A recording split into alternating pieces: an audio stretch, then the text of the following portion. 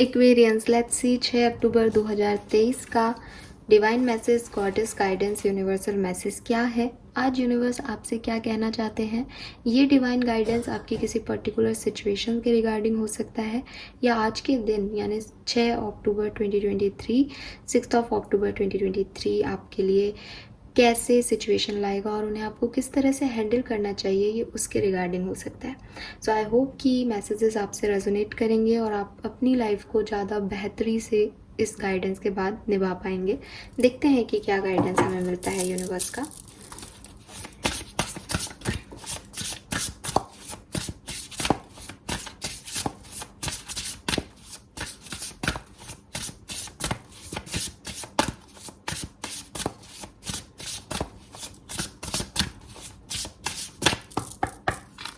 All right, so we have grey number 37 और 10 number significant हो सकता है।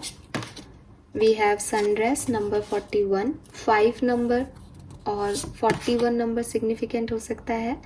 And we have number 25, mural number 7 और 25 सिग्निफिकेंट हो सकता है। और बॉटम में है storm, every hurricanes come to an end number 44। So आपको 444 देखने को बहुत मिले। पॉसिबिलिटीज़ हैं एक्वेरियस। ये भी पॉसिबिलिटी है कि ज़िंदगी में किसी तूफान का सामना किया है या कर रहे हो, स्पेशली किसी एंडिंग का। चीज़ें ख़त्म हुई हैं आपकी लाइफ में, सिचुएशंस एंड हुई हैं, लोग निकले हैं आपकी ज़िंदगी से, या ऐसे ही समय आपके पक्ष का नहीं है, आपको लग नहीं रहा कि कुछ भी सही होगा।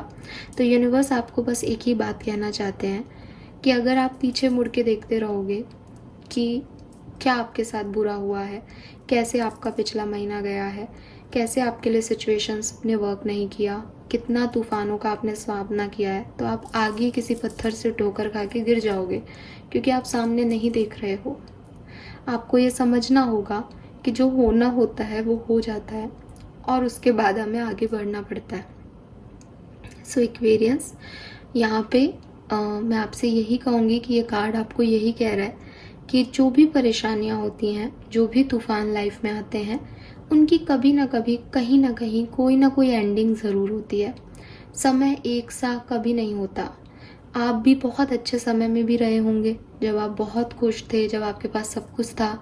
आपने ये बुरा समय भी देखा है, जब आपको लगा कि अब आपके पास कुछ नहीं बचा। लेकिन जब खुश थे तब आपने कुछ भी नहीं किया, क्योंकि जब खुशियाँ थी, खुशियों को जी लिया। अभी गम है, गम को जी लिया, एंडिंग को जी लिया। तो आने वाले टाइम पे भरोसा रखें कि वहाँ पे भी फिर कुछ पल खुशी के और कुछ पल गम के आएंगे। हो सकता है आपको ऐसा लगता हो कि ज़्यादा गम है, खुशियाँ कम हैं, तो उन खुशियों को दुगना एंजॉय करना शुरू कर दो और इस दुख को भूल जाओ। रीज़न वही है कि पीछे ही देखते रहोगे, पास्ट मेमोरीज में ही रहोगे, यही सोचोगे कि मेरे साथ अच्छा नहीं हुआ, वो ख़त्म हो गया, ये चला गया, ऐसा नहीं हुआ, वैसा नहीं हुआ, तो ज़िंदगी में कहीं कोई खुशी नहीं मिलेगी। सामने देखोगे कि क्या बचा है मेरे पास, कुछ आ सकता है क्या, या एक उम्मीद रखोगे कि ज़िंदगी में कुछ शायद अच्छा हो जाए, तो जो कुछ भी आ रहा है उसको भी जी लोगे, उससे भी सेटिस्फाइड हो जाओगे। तो हमेशा तूफान ही चलता रहेगा, हमेशा कोई टावर मूवमेंट ही आता रहेगा, ऐसा नहीं होता है। अभी कुछ चीज़ें हो गया है आपके साथ ख़राब, तो उनका एंड भी निश्चित है। उस एंडिंग को एक्सेप्टेंस दीजिए। उस एंडिंग को एक्सेप्टेंस देने के बाद ही यहाँ पे एक और मैसेज आता है, एंडिंग्स आर इनएविटेबल। आप कहेंगे मेरे साथ ये क्यों हुआ, कितना अच्छा होता अगर ये नहीं होता। तो सिर्फ आपके साथ नहीं हुआ एक्वेरियस, कई लोग, आप कोई भी वीडियो देखोगे, किसी भी चैनल पे देखोगे, आपको बहुत सारे कमेंट मिलेंगे और काफ़ी जेन्युइन कमेंट, मतलब कुछ तो बहुत ही अजीब से कमेंट्स होते हैं, उनको मत पढ़ो। बट कुछ लोग सच में परेशान हैं दुनिया में, और वो एक रियल वाला जो मैसेज होता है ना, एक रियल जो पेन होता है, उसे शेयर करते हैं।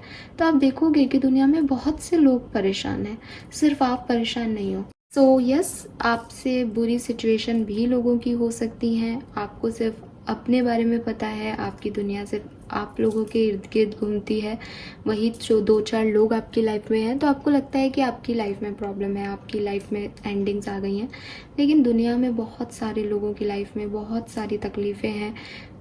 आपने पहली बार कोई एंडिंग फेस की है, हो सकता है उनकी लाइफ में बहुत सारी तरह की तकलीफ़ें हैं जो आप जानते भी नहीं हो, महसूस भी नहीं कर सकते, क्योंकि एक्सपीरियंस आपने अभी वो नहीं किया। तो वही चीज़ है कि सबकी ज़िंदगी में यही सब चलता रहता है, कोई भी इनसे महरूम नहीं है, सबको यही सब मिलता है और सब उसमें कितना बेस्ट अपना देते हैं उसके बिहाफ पे आपको लगता है कि सामने वाले की लाइफ कैसी है।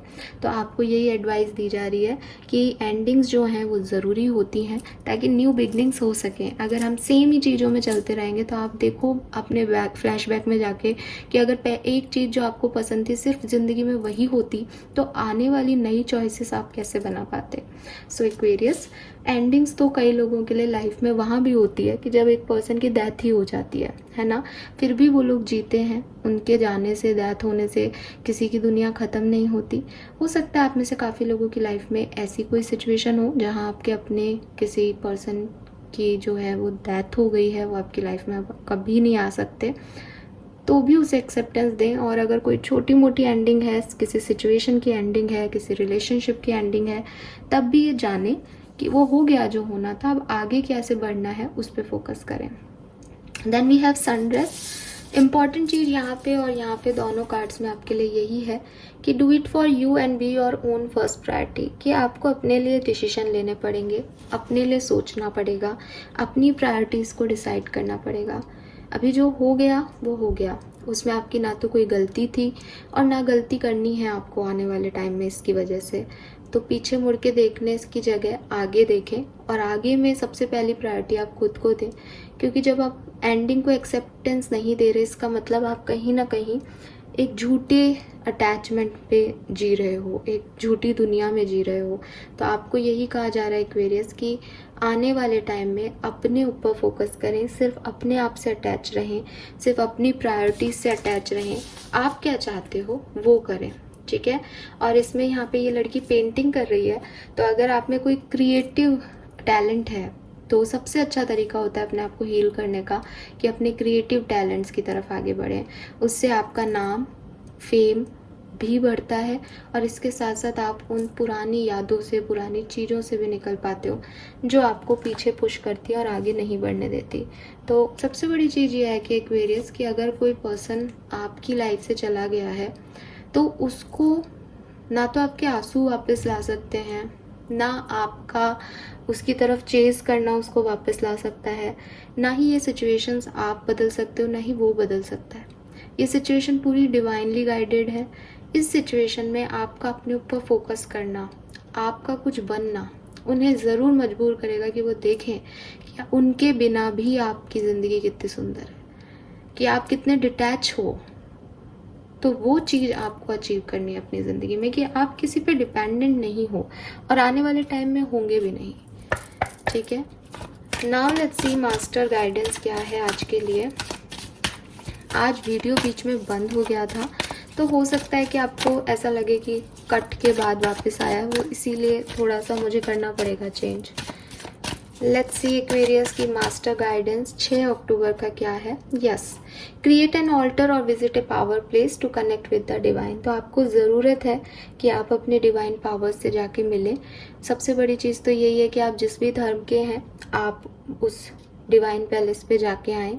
अगर हिंदू हैं तो मंदिर जाएं, मस्जिद जाएं, गुरुद्वारे जाएं, चर्च जाएं, जहाँ पे भी आपको लगता है कि आपके डिवाइन पावर्स बैठती हैं तो वहाँ पे आप जाएं। वहाँ की एनर्जीज़ जो हैं अपने आप में ही बहुत स्ट्रांग होती हैं, तो वहाँ से आपको ज़रूर कोई ना कोई ब्लेसिंग मिलेगी। दूसरी चीज़, ओवर थिंकिंग करने की ज़रूरत नहीं है, परेशान होने की ज़रूरत नहीं है, अपनी हीलिंग पे फोकस करना है, ठीक है। और अगर आपको लगता है कि मैं रोज़ मंदिर नहीं जा सकता या रोज़ इस तरह के डिवाइन प्लेसेस पे जाने का आपके पास समय नहीं है, तो आप अपने घर में ऐसी एनर्जीज़ क्रिएट करें, एक ऑल्टर क्रिएट करें जहाँ पे एक कोने में आप अपने जिस भी भगवान को मानते हैं उनकी कोई मूर्ति रख सकते हैं। अगर आप मूर्ति पूजा के बिलीवर नहीं हैं तो आप वहाँ पे बैठ कर के अपने कोई रिचुअल कर सकते हैं, नमाज पढ़ सकते हैं, लेकिन एक ही जगह पे वो हो क्योंकि वहाँ पे वो एनर्जी बन जाए।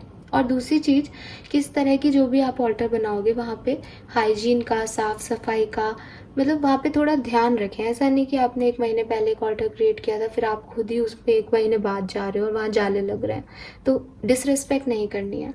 प्रॉपरली केयर कर सको तो ही बनाना। और एक बार जो डिवाइन प्लेस है उस पे जाए आओ, वहाँ से एनर्जी ले आओ, तो आपके लिए वो एनर्जी आपके अंदर रहेगी, तो आप एक ऑल्टर क्रिएट कर पाओगे। अगर आप डिवाइन प्लेस पे नहीं जाते और आपकी एनर्जी लो है, तो उस ऑल्टर पे वो हाई एनर्जीज कभी नहीं आएंगी, वो हमेशा उस लो एनर्जी में ही रहेगी जो आपकी एनर्जीज है, ठीक है। और बॉटम में है यहाँ पे quiet time, take some quiet time alone to rest, meditate and contemplate. तो थोड़ा सा समय निकालें कुंभ राशि, ठीक है। बहुत सारे स्टॉर्म्स, बहुत सारे तूफान देख लिए हैं आपने, बहुत सारी एंडिंग्स देख ली हैं। अब अगर चाहोगे कि फटाफट से इस सिचुएशन से निकल जाऊं, आगे बढ़ जाऊं, भूल जाऊं सब कुछ, तो ये मैजिक नहीं होगा, ठीक है। इसके लिए आपको थोड़ा समय लगेगा। तो बहुत ज़्यादा ओवर रिएक्टिव होने से अच्छा है, बहुत ज़्यादा चीज़ों पे बात करने से अच्छा है चुपचाप रहें, अपने आप को हील करें, मंदिर मस्जिद जाएं, मेडिटेट करें और चीज़ों को भूलने की कोशिश करें, चीज़ों से निकलने की कोशिश करें। हीलिंग सबसे इम्पॉर्टेंट चीज़ है आज के गाइडेंस में, और हीलिंग के तरीके अलग अलग बताए हैं। बस यहाँ पे कहीं कुछ लोग जो हैं वो अपनी क्रिएटिव एक्टिविटीज़ से हीलिंग कर सकते हैं, कुछ लोग अपने रिलीजियस प्लेस पे जाके हीलिंग ले सकते हैं, कुछ लोग घर में ऑल्टर क्रिएट कर सकते हैं, और कुछ लोग मेडिटेशन करें, अपने साथ वक्त बिताएं, शांति रखें, ऐसे भी आपकी हीलिंग हो जाएगी। Alright, but time no action का है, हील करने का है। पीछे मुड़ के मत देखें, बार बार सेम सिचुएशन को याद मत करें, वरना आप आगे गिर जाओगे, ठीक है। सो फ्यूचर पे फोकस करो, पास्ट पे नहीं। All right Aquarius, this is all for you. Thank you so much reading को देखने के लिए। चैनल को लाइक और सब्सक्राइब कीजिएगा। Bye bye.